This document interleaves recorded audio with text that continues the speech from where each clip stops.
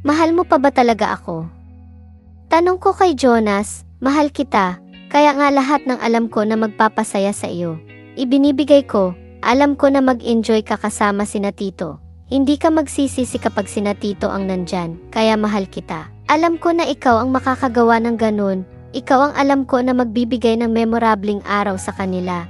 Lalo na kay Tito Ramon, sabi pa ulit ni Jonas. Hindi ako makasagot kay Jonas, alam ko na ang ibig niyang sabihin. Ang dream car ko pala na matagal ko ng pangarap ay hindi pala ganun kadali ko makuha. Saglit akong natigilan nang marinig ko na tinatawag ako ni na Tito. Net, kumusta ang pakiramdam ng may bagong sasakyan? Tanong ni Tito Renato, okay lang po. Masaya talaga ako, matagal na namin na binalak ni Jonas iyon na bilhin, kaya lang kulang kami sa budget. Salamat nga po pala sa tulong ninyo. Binanggit kasi sa akin ni Jonas na kayo raw po ang dahilan kung bakit natupad niya ang pangarap ko na dream car. Sabi ko pa sa mga tito ni Jonas, alam mo, hindi lang naman ikaw ang nabigyan namin ng ganyan para matupad ang pangarap ng mga asawa nila. Isa kasi sa mga dahilan ng masayang pagsasama ng mag-asawa ang pagbigyan ang mga gusto ng ating mga asawa. Kung ano ang magpapasaya sa misis natin, iyon dapat ang ginawa natin. Kaya nga nang banggitin sa akin ni Jonas ang tungkol dyan, hindi na ako nagdalawang isip, di ba bayaw, ang sabi ni Tito Ramon. At nakita ko na pagsang-ayon ni Papa. Alam mo Net, pangatlo ka na sa natulungan ni na Renato at Ramon na makabili ang gusto nilang sasakyan. Naalala ko yung yaya ni Jonas noon, ilang taon din na nanilbihan sa amin yon, bilang kapalit ng katapatan niya at pag-aalaga kay Jonas.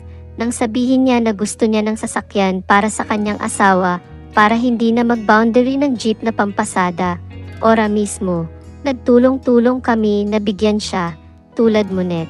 Maganda rin yung dating yaya ni Jonas. At masunurin din, kaya nga kahit wala si mama mo noon, masaya ako.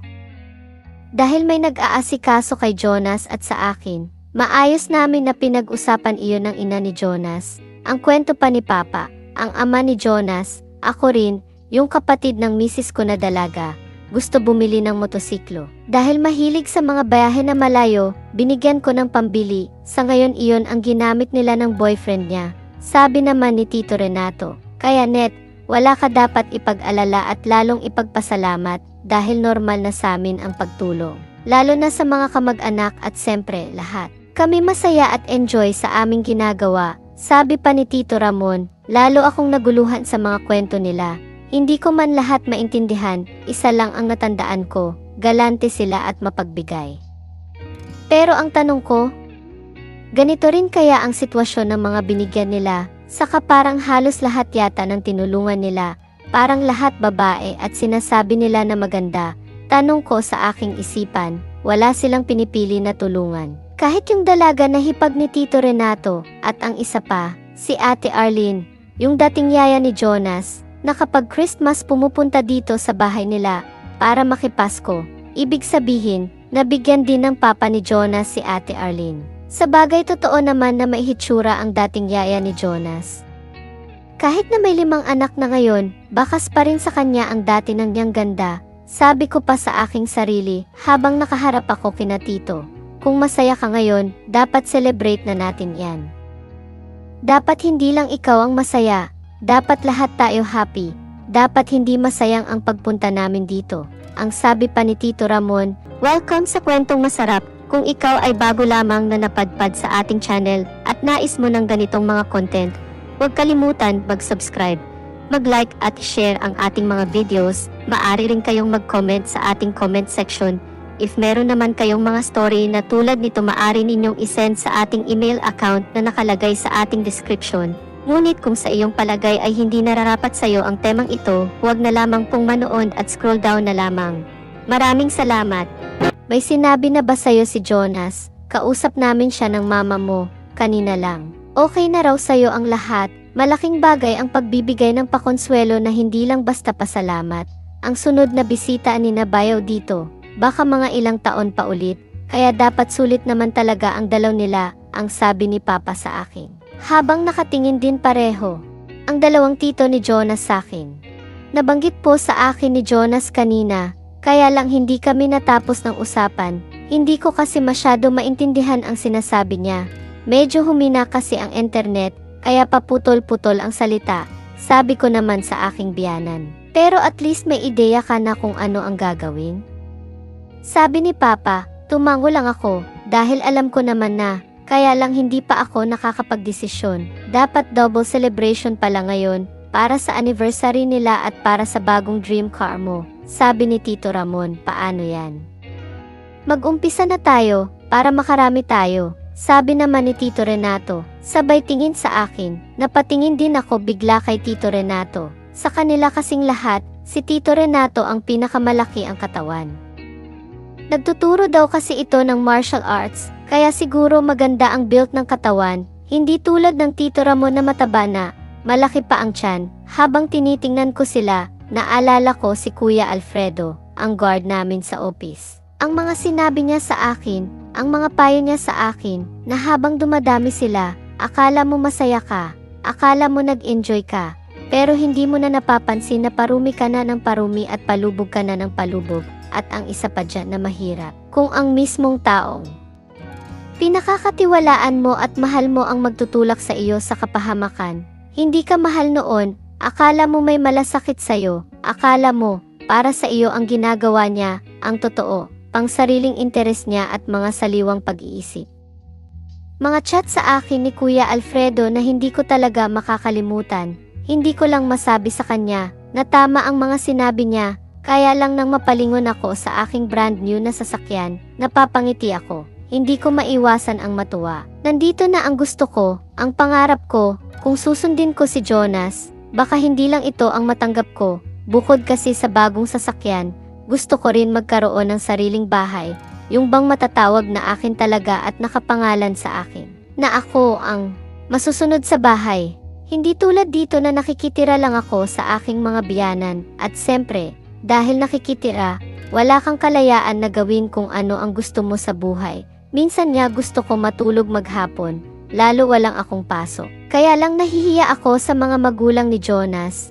Pero tulad ng madalas sabihin ng ama ni Jonas, hindi ko kailangan na maglinis ng bahay, magluto, mag-alaga ng bata, o kaya magpagod sa gawaing bahay, dahil sila ang bahala. Ang dapat ko lang daw gawin, magpahinga, mag-relax at panatilihin ang aking ganda at laging malinis, para kapag nakita ng ibang tao, hindi naman sila magsasabi na porke wala dito ang asawa, pinababayaan at ginagawang katulong, kaya nang tulad ng sabi ko kay Kuya Alfredo.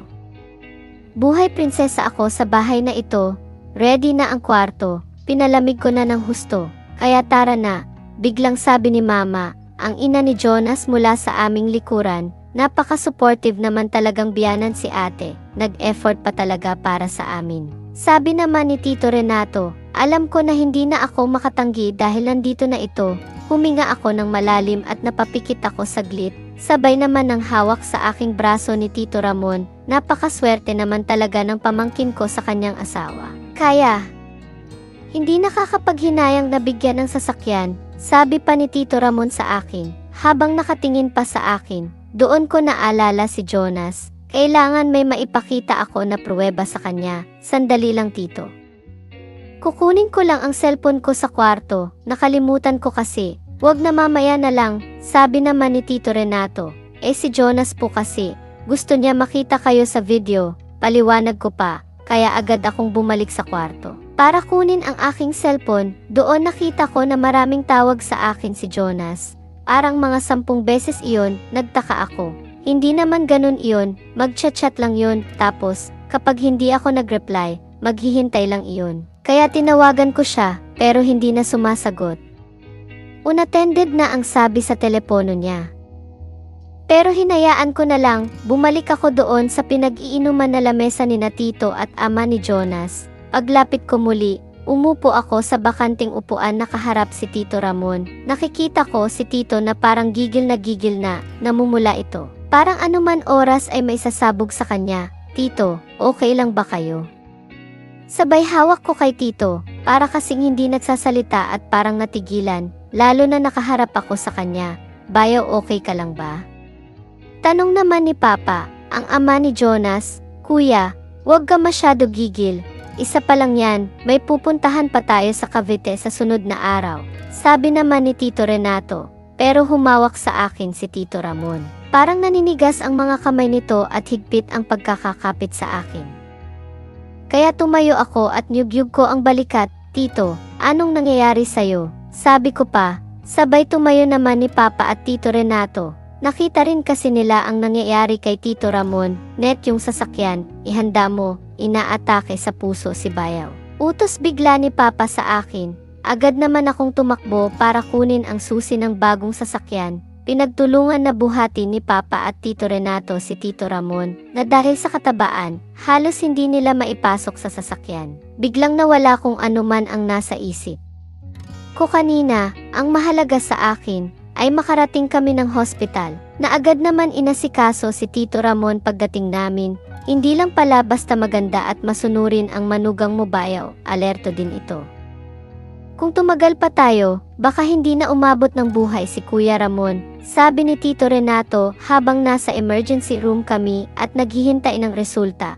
Maaaring may nag-trigger para tumaas ang pressure ng dugo ni Sir. Parang masyado siyang excited at gigil, kaya sana po, iwasan muna siya na mapagod at mga isip ng kung ano-ano.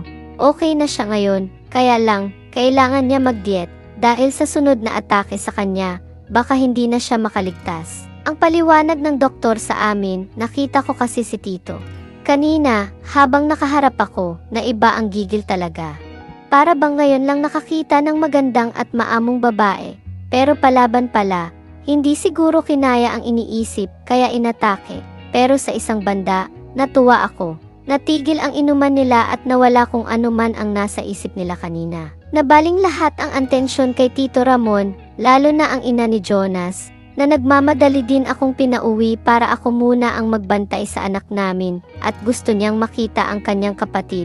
Net pasensya na, magpapagaling muna si Kuya. Pero babalik kami sa bahay ninyo at tutuloy natin ang usapan, sabi pa ni Tito Renato. Bago ako umalis para umuwi ng bahay, tumango lang ako at hindi sumagot.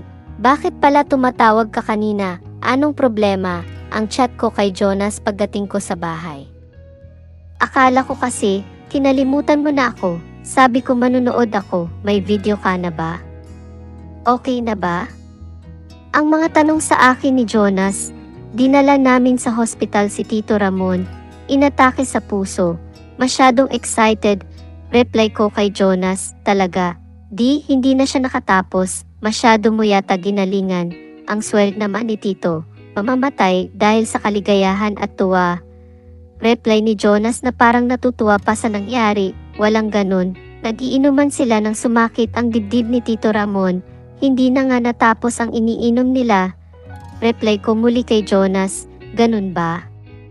Akala ko, nasa kalagitnaan na si Tito, huwag ka mag-alala kay Tito Ramon, masamang damo yon, hindi basta-basta kukunin iyon. Sabi pa ni Jonas na may halong nakakatawang mensahe. Totoo naman, kung ibang tao iyon, baka hindi na umabot ng hospital. Pero si Tito Ramon, matapos makainom ng gamot, parang walang nangyari, nakangiti pa muli sa akin kanina bago ako umalis. Sayang naman pala, naiinip pa naman ako. Siya nga pala, bukas pala, punta ka kay Arvin, yung manager, nakausap ko siya kahapon. Okay na raw yung sasakyan, daan ka sa kanya, abutan mo ng pampakonsuelo man lang sa pag-asikaso niya sa atin. Sabi ni Jonas, kahapon. Pinapapasok ko sa bahay, ayaw naman, saka. Nahihiya, sana kahapon inabutan ko na. Reply ko kay Jonas, ganun talaga yun, kilala ko yun si Arvin, classmate ko sa college yun. Masyado lang mahiyaan, lalo na kapag nakakakita ng maganda, kaya hindi nagkakaroon ng asawa, natutorte. Sabi pa ni Jonas, doon napaisip ako. Ang gwapong manager na iyon, binata pa pala. Sabi ko sa aking sarili, uwi na ba sina Tito? Kailan daw sila babalik? Chat muli ni Jonas sa akin. Wala naman sinabi, basta sa akin kanina, babalik na lang daw sila sa ibang araw. Sayang naman, akala ko, makakita na ako ng tulad doon sa pamangkin ni Mama na dalaga na binigyan din ni Tito ng sasakyan. Sabi muli ni Jonas na parang ayaw mawala sa topic ng usapan namin ang gusto niya. Naalala ko tuloy ang kwento nila tito kanina. Yung pamangkin daw nilang dalaga na gustong makakotse, binigyan daw ni Tito Ramon at Tito Renato. Sa sobrang tuwa raw, labis na nagpasalamat sa mga tito niya, kaya lang daw nilagnat kinabukasan at ilang araw na nagkasakit. Iyon siguro ang napanood ni Jonas na sinasabi niya, pero siyempre ako, hindi nalalagnatin dahil sanay na ako. Kahit paano, hinasa ako ni Papa, ang ama ni Jonas. Pag wala kasi kaming ginawa, nag-ikot kami ni na Papa. Sinasanay niya ako magmaneho. Nasabi ko kasi sa kanya noon, sa gusto ko makaroon ng sariling sasakyan, kaya lang kahapon, dahil brand new ang sasakyan, natatakot ako na baka makasagi, kaya pinadala ko muna kay Arvin. Sige, dadaanan ako bukas doon sa manager. Saka nga pala, magkano ang ibibigay ko sa kanya? Tanong ko kay Jonas, ikaw na ang bahala, basta yung matutuwa naman siya. Sagot naman ni Jonas sa akin, gusto mo ba na mas matuwa siya ng husto sa ibibigay ko? Chat ko muli kay Jonas. Siyempre naman, yung kahit paano sulit ang pag-asikaso niya sa'yo, ilang buwan din kasi akong nakiuso sa kanya. Sabi pa ni Jonas, sige, sisiguraduhin ko na magiging masaya siya, mag-enjoy talaga siya. Sagot ko pa sa chat kay Jonas na may kasamang karakter na nakakatawa, anong ibig mong sabihin? Biglang reply ni Jonas na parang nagulat at capital letter ang mga nasabi sa chat. Sabi mo, yung matutuwa siya. Kaya hindi lang siya matutuwa, mag-enjoy pa siya. Sabi ko ulit, kung ano man ang nasa isip mo, iyon ang huwag mo gagawin. Hindi pwede, ayoko, reply muli ni Jonas. Bakit hindi pwede? Kina tito pwede, tapos, kapag gwapo, hindi, sabi ko pa, basta ayoko, mahirap na. Baka wala na akong balikan na asawa. Ayaw mo pala akong mawala sa'yo. Bakit ganito ang ginagawa mo? Tanong ko kay Jonas, siyempre mahal kita. Gusto ko masaya ka at enjoy, pero siyempre ayokong mawala ka sa akin. Uwi pa ako dyan at magbubuo pa tayo ng malaking pamilya. Sabi pa ni Jonas, mag-video naman ako, tapos send ko sa'yo. Mas enjoy ngayon, di ba sabi mo naman sa akin, kung saan ako masaya at mag-enjoy, doon ako. Sabi ko pa na may pang-aasar. Hindi nga pwede. Saka family secret lang iyon, walang nakakaalam ng iba. Gusto mo ba na pagsismisan ka dyan? Dapat noon mo pa naisip yan, sa umpisa pa lang, dapat hindi ka na pumayag. Sabi ko pa kay Jonas, basta sumunod ka sakin. Ayoko doon sa classmate ko. Huwag ka na pumunta bukas, mag-send na lang ako sa bangko niya. Sabi pa ni Jonas. Bago natapos ang usapan namin, binibiro ko lang naman siya. Tinitingnan ko lang kung ano magiging reaksyon niya. Ayaw pala niya akong mawala sa kanya. Pero bago nag-offline si Jonas, nagpahabol pa ng chat. Sana raw matuloy yung kay Tito. Tinawagan niya daw kasi na kahit wala si Tito Ramon, kahit si Tito Renato na lang, pero umabot ng umaga, hindi bumalik sina Tito. Baka umuwi na sa kanila o kaya pumunta na doon sa Cavite na sinasabi nila. Ma'am, kumusta kayo? Okay na ba kayo ng asawa mo? Parang maganda ang aura mo ngayon. Tanong ni Kuya Alfredo sa akin, di ba sabi ko, wag mo na akong tawagin na ma'am. Sabi ko pa, sanay na ako, saka dito naman tayo sa office. Sagot naman ni Kuya Alfredo, okay na kami ng asawa ko. Kaya lang tulad ng sabi ko sa'yo, kakaiba sila. May ginagawa sila sa akin. Tulad ng ano?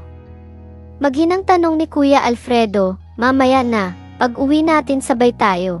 Kwento ko sa'yo, parang nakapalagay na kasi ako kay Kuya Alfredo. Simula nang doon ako natulog sa kanya, kahit na nagdadalawang isip ako na magkwento. Parang gusto ko sabihin sa kanya ang lahat, ang totoo kahit na masaya ako. Dahil may bagong sasakyan, parang may bigat naman sa dibdib ako na nararamdaman, parang kay Kuya Alfredo maluwag ko na masasabi, kahit na may pagkakonserbatib ito.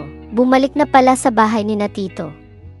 Biglang chat sa akin ni Jonas, habang malapit na akong umuwi, hihintayin ka raw niya sa bahay.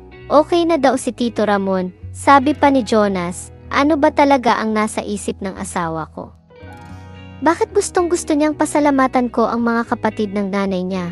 Pero sa kabilang banda, naiisip ko na bakit kaya hindi ko na lang pagbigyan para matapos na ang lahat, kaya lang ano pa ang kasunod kapag ginawa ko iyon. Mamaya may darating na naman na kamag-anak nila, Tapos ganun na naman, walang nang katapusan. Sabi ko sa aking isip, Ma'am, bakit parang bigla kayong nalungkot? Kanina lang ang saya mo. Tanong ni Kuya Alfredo nang makita ako, halika na, uwi na tayo. Alok ko kay Kuya Alfredo bigla, sabay punta namin ang parking lot. Ang ganda naman pala na ng sasakyan mo, kung ano man ang pinapagawa sa'yo ng asawa mo, sulit naman pala. May kapalit naman pala na regalo, sabi ni Kuya Alfredo. Habang lulan kami ng aking sasakyan at tinatahak namin ang daan pauwi sa amin, kung alam mo lang kuya, kung ano ang pinapagawa ng asawa ko, baka magulat ka. Bigla ko nasabi kay Kuya Alfredo, alam mo, kanina pa ako nag-iisip. Ano ba nga nang pinapagawa sa'yo ng asawa mo? Siguro naman hindi ka naman ipapahamak. Sabi pa nito, hindi naman kuya. Ang totoo, minsan nag-enjoy din ako. Lalo na kapag namimiss ko siya, kaya lang tama ba talaga iyon? Sabi ko pa kay Kuya Alfredo, paano ko malalaman kung tama o kaya mali, kung hindi mo naman sinasabi sa akin kung ano? Sabi pa ni Kuya Alfredo. Sige sasabihin ko sa'yo, pero sana atin lang ito, walang ibang makakaalam, pakiusap ko kay Kuya Alfredo, para kasing barado na ang dibdib ko. Gustong gusto ko na ilabas at ikwento sa iba. Para malaman ko din kung ano ang magiging opinyon niya at payo sa akin. Siyempre secret lang natin iyon. Sagot ni Kuya Alfredo, ito kuya, panoorin mo.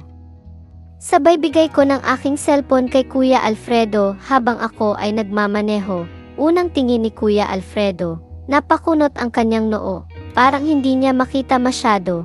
Nakita ko na lang na may kinuha ito sa kanyang bag at agad na sinuot. Ayan ang linaw na, kanina hindi ko maaninag ang mukha ng tao. Sabi pa ni Kuya Alfredo, ilang saglit pa. Bigla siyang napatahimik, naging seryoso ito, lalo na malakas ang audio at dinig na dinig niya ang mga hingal ko. Nakikita ko na napapalunok ng laway si Kuya Alfredo, ikaw ba talaga ito? Hindi ako makapaniwala, tanong ni Kuya Alfredo, ako yan kuya, at yan ang pinapagawa sa akin ng asawa ko. Yan ang sinasabi ko sa'yo na kakaiba sila. Ngayon lang ako nakikita ng ganito sa buong buhay ko. Iba nga sila, at saka ikaw, iba ka rin. Parang hindi ikaw ito, mula sa maganda at maamo mong mukha, nagiging iba ang hitsura mo dito. Halatang enjoy ka naman, sabi pa ni Kuya Alfredo, na akala ko, magagalit at kakampi sa akin. Wala akong magawa kuya, sumunod lang ako, tulad ngayon. Itong kotse ko, may kapalit din ito. Hindi ko pa nga nagagawa, sabi ko pa kay kuya, pero ano nga ba talaga ang gusto mo? Dapat tinatanong mo ang sarili mo kung gusto mo rin ba o hindi, sabi pa ni Kuya Alfredo. Hindi ako sumagot, dahil ang totoo, hindi ko masabi sa kanya ang totoo, naisip ko lang ang ayaw, pero kapag nandyan na, lumalaban din ako. Ito ba ang pinadala mo sa iyong asawa? Tanong pa ni Kuya Alfredo, yan nga kuya, sagot ko naman, meron pa nga siya na gusto ko niyang gawin ko. Naalala mo ba yung pumunta ako sa inuufanan mo? Ang totoo inaway ako ni Jonas, ang gusto niya, makita ka sa video. Parang nagulat si Kuya Alfredo sa sinabi ko, at napatingin sa akin, bakit ako? Tanong muli ni Kuya Alfredo, nabanggit kasi kita sa kanya, bago pa kasi nangyari yan nasa video. Ikaw muna ang nasa isip ko, ikaw ang sinabi ko, dagdag ko pa na sabi kay Kuya Alfredo, sayang naman pala, dapat sinabi mo na sa akin noon. Sana hindi na umabot dito, ako na lang sana, nabigla ako sa sinabi ko Kuya Alfredo, akala ko ginagalang niya ako, akala ko parang anak na ang turing niya sa akin, pero simula nang makita niya ang video ng biyanan ko, parang biglang nagka-interes at nagbago ang mga sinasabi niya. Wala ka kasi noon kuya, umuwi ka ng probinsya, sabi ko pa, pwede naman siguro natin tuloy ngayon. Sabi ni Kuya Alfredo sabay tingin sa akin, natigil lang ang pag-uusap namin ang tumawag si Jonas, at sinabi ko kay Kuya Alfredo na, wag muna siyang magsalita, dahil naka-loudspeaker ako. Naririnig ni Kuya Alfredo ang mga sinasabi ni Jonas. Pauwi ka na ba? Hinihintay ka ni na Tito at Papa sa bahay. Sabi ni Jonas, pauwi na ako, kaya lang traffic pa. Sagot ko naman sa aking asawa, saka nga pala, Huwag mo kalimutan mag-record ha. Gusto ko makita, tapos after nyan. Mag-usap ulit tayo tungkol doon sa sinasabi mo kasama mo sa trabaho na gwardya. Kapag naiisip ko kasi iyon, nakaka-excite. Sabi pa ni Jonas, alam ko na dinig iyon ni Kuya Alfredo. Sige na, tatawag ulit ako sa'yo mamaya kapag nasa bahay ka na. Sabi pa ni Jonas, sabay baba ng cellphone, napatingin sa akin si Kuya Alfredo. Ibig sabihin, pag uwi mo ngayon, naghihintay sila doon. Hindi ako nagsalita, tumango lang ako kay Kuya Alfredo. Huwag ka pumayag, isipin mo, ilan silang magkakamag-anak, sa akin ka na lang sumama, tuparin na muna natin ang gusto ng asawa mo, tutal binanggit naman niya ako, diba? Sabi pa ni Kuya Alfredo, sa bagay, tama nga naman siya, unahin ko na kang kaya ito. Sabi ko sa aking isip, ako na ang magmaneho. Sabi ni Kuya Alfredo, dadalhin kita sa lugar na hindi mo pa nararating. Alam ko na mag-enjoy ka doon, ako lang ba mag-enjoy? Dapat ikaw din, ang sabi ko pa, bago kami nagpalit ng upuan ni Kuya Alfredo. Sabay na hinarurot niya ang sasakyan, habang nasa biyahe kami, nag-charge na ako ng cellphone para mamaya, nakahanda na at fully charged na. Kapag nag-video na ako kasama ang matandang gwardya sa aming opisina, bakit alas 10 na? Wala pa si Monet, ano kaya nangyari doon? Tawagan mo nga, ang sabi ng ina ni Jonas. Nakatanggap pa kasi ang nag-chat kay Jonas na hinahanap ako sa bahay nila, naka-ready na raw sina Tito at bukas uwi na raw sa kanila, pero kahit anong tawag nila sa akin, hindi nila ako makontak. Ilang oras din kasi ang biyahe namin ni Kuya Alfredo. Alam ko na liblib at bundok ang pinagdalhan niya sa akin. Dumating kami doon ng mga wala pang alas 10 ng gabi. Mga huni ng ibon at insekto ang aking naririnig. Dito tayo ma'am magpapaumaga. Malamig dito, sabi pa ni Kuya Alfredo. Sumunod lang ako sa kanya. Napapatingin niya ang ibang mga tao sa amin kahit hindi nila sabihin. Parang ang isip sila sa akin ay hindi maganda, may narinig pa ako na, swerte naman ng matanda, sabi pa ng isang lalaki na nakaupo sa isang tabi. Nagbayad si Kuya Alfredo doon sa may counter, tapos binigyan kami ng kasama na tour guide na magtuturo sa pupuntahan naming, natutuluyan daw namin magdamag ang presko ng hangin, malamig ramdam ko sa aking balat, kaya napapakapit ako kay Kuya Alfredo. Doon natuluyan na unawaan ko kung saan ako dinala ni Kuya Alfredo. Sa isang kubo na nasa taas ng bundok, may mga nakikita rin ako na kasabay namin na naglakad. Pagdating namin doon, may 5 kubo, ang isang bakante ay napunta sa amin. Meron din akong nakita na parang mag-asawa na nasa loob, pero sa kanilang kubo, parang may 3 lalaki, magkakaharap sila, parang nag-iinuman, pero wala naman akong nakitang alak, kahit na madilim. Alam ko na nakatingin sila sa akin. Dito na tayo, tahimik dito at tiyak na makakalimot ka kahit paano sa buhay syudad.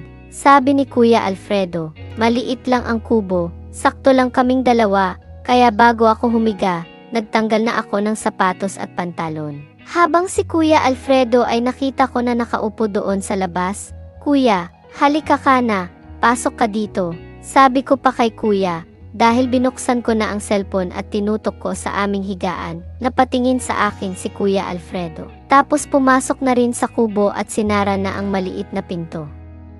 Umupo siya malapit sa pinto at pinagmasdan ako. Ma'am, napakaganda mo pa rin talaga. Hindi ko lubos maisip na kaya ng asawa mo. Ang makita ka na sumusunod sa mga utos niya, ilang taon na rin akong walang asawa. Ang totoo, namimiss ko na rin ang mga yakap ng isang asawa. Sorry ma'am, gusto kong labanan, gustong kong iwasan. Alam ko na mali, pero paano ako makakaiwas sa isang tulad mo? Ang sabi pa ng Kuya Alfredo, ang totoo kaya kita dinala dito. Dahil gusto kong ilayo kita sa mga kamag-anak ng asawa na mo, na may hindi magandang pag-iisip. Pagpapatuloy ni Kuya Alfredo, anong ibig mong sabihin Kuya? Tanong ko naman, magkaiba tayo ng iniisip, alam ko ang gusto mo mangyari, lalo ayan, may cellphone camera na nakatutok sa akin. Sabi pa ni Kuya Alfredo, doon ay pumasok na sa isip ko ang gusto niyang ipahiwatig sa akin. Dinala niya ako doon sa bundok na kahit anong network walang signal, hindi ako matatawagan ng kahit sino. Inilayo ako ni Kuya sa mga kamag-anak ng aking asawa. Inilayo ako ni Kuya sa posibleng mangyari.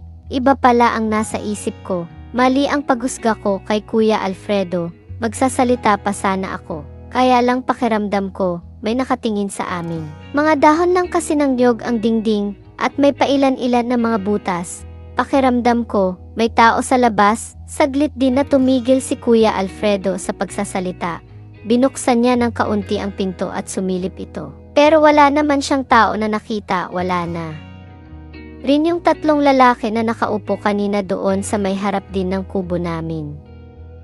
Kaya ang ginawa ko, pinatong ko muli ang cellphone ko sa isang kahoy. Nag-open camera lang ako. Alam ko na kahit madilim malinaw ang mga kuha ng record ng video ng cellphone ko, kung sakaling meron man tao na nakatingin sa amin, makukuha sa camera iyon. Pero ilang saglit pa, may marinig akong boses. Mahina lang pero, alam ko na malapit lang sa akin. Bago pa maka-score ang matanda, dapat tayo muna, ako ang una.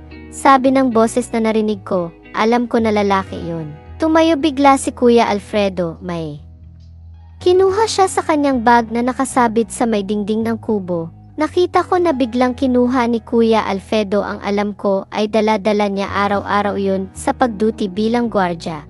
Isang botilya iyon. Na pag nag-spray ka, masakit sa mata, pero bago pa nakuha ni Kuya Alfredo, biglang may nagtulak sa pinto ng kubo. Hindi ako nakasigaw nang makita ko ang dalawang lalaki. Pumasok agad ito at nagsenyas na, "Huwag akong maingay." Natakot ako sa hawak ng lalaki. Anumang oras kapag ginamit niya iyon kay Kuya Alfredo, alam ko na hindi mabubuhay ito. "Huwag kang maingay, hindi ikaw ang kailangan namin," sabi pa ng lalaki kay Kuya Alfredo. Alam ko na ang gusto ng tatlong lalaki kung lalaban kami.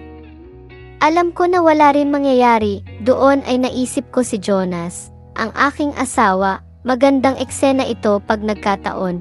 Matutuwa si Jonas. Kapag napanood niya ang ganun, nakita ko na inilabas ng kubo si Kuya Alfredo. Tahimik lang sila, sumenyas na lang ako kay Kuya Alfredo na okay lang ako. Huwag na lang siyang maingay, dahil baka kung ano pa ang mangyari. Alam ko rin na tuloy-tuloy ang record ng cellphone ko, habang nakapatong sa kahoy, sa isip ko. Ito na lang ang ipapadala ko kay Jonas, sana lang matuwa at siguro naman, titigil na siya, at tuluyan ng uwi. Sabi ko sa aking sarili, habang naghihintay ako ng mangyayari, pero nag-iisip pa rin ako, after ko dito sa bundok. Uwi ako ng bahay bukas, tapos nandoon pa rin ang mga tito ni Jonas, kakayanin ko pa kaya?